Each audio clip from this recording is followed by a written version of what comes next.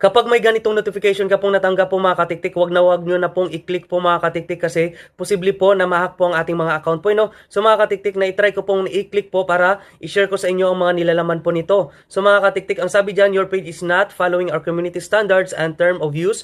Tapos ang sabi dito, using someone else fake name and photo po. Share content that mislead other users. Insulting other users po. Then ang sabi dyan, your page is no more visible to other people only. This is who can manage see it, okay?